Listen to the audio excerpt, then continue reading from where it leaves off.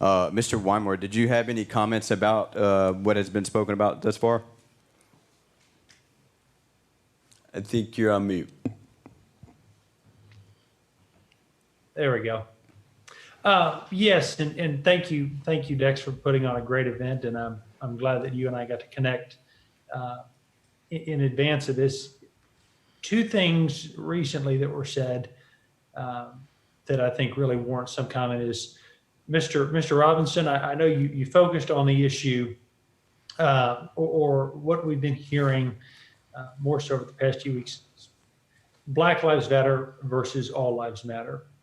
And I think it's important, and I hearken back to my undergrad degree, the message is never the one that you intend to send, it's the one received.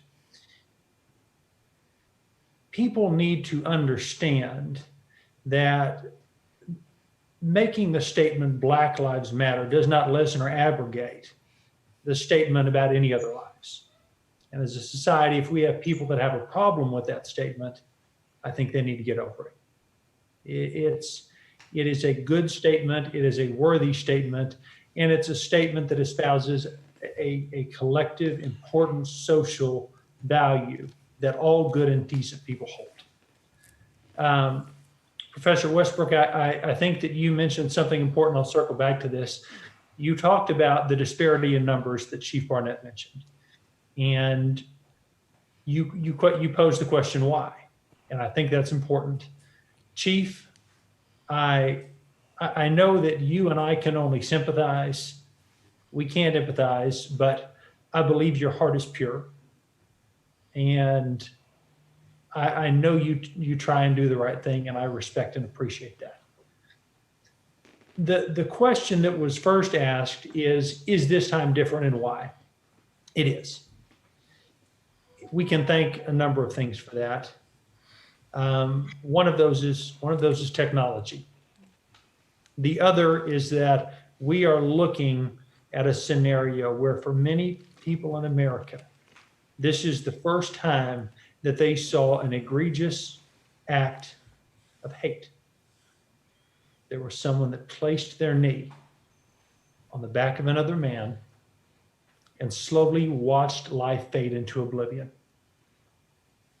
And people did nothing. He didn't resist. He didn't fight. He just asked for his mother. And when there's something so clear and stark,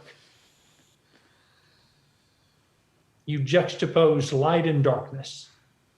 Light coming from a voice of someone fighting for life, and darkness coming from a place of someone seeking to exterminate it.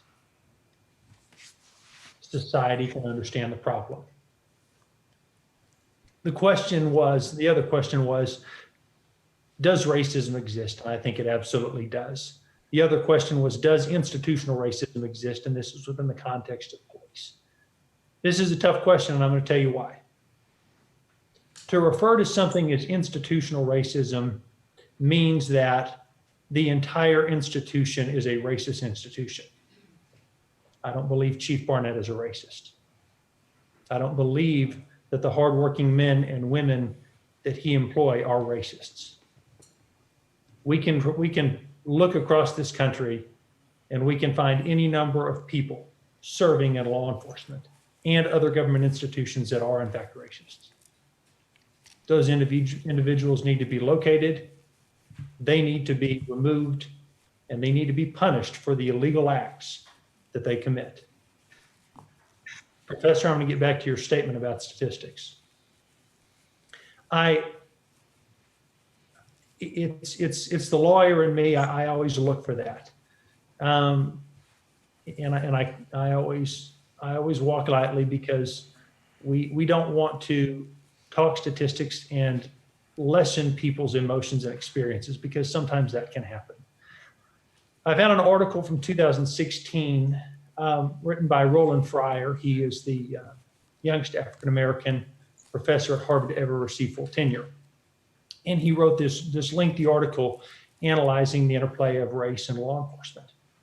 And the first conclusion is consistent with what you said, Professor, and that is, on non-lethal interactions, African Americans and Hispanics are more than 50% more likely to have some type of interaction.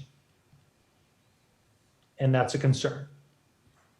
When we see a population that represents not close to half of the US population, but there is that degree of interaction, it's cause for concern. One of his main conclusions was little data exists to understand if this is racial or if this is inherent in the complexity of police and civilian interactions. So how do we fix it? Some of the great ideas that I've heard from people: sending social workers out with police officers, spending more time seeking to understand those that have been arrested, hearing their stories, making that part of the empirical data. What we know at this point is there is some type of disparity. We have to work to stop it. I hope that's helpful. And thank you for letting me be here.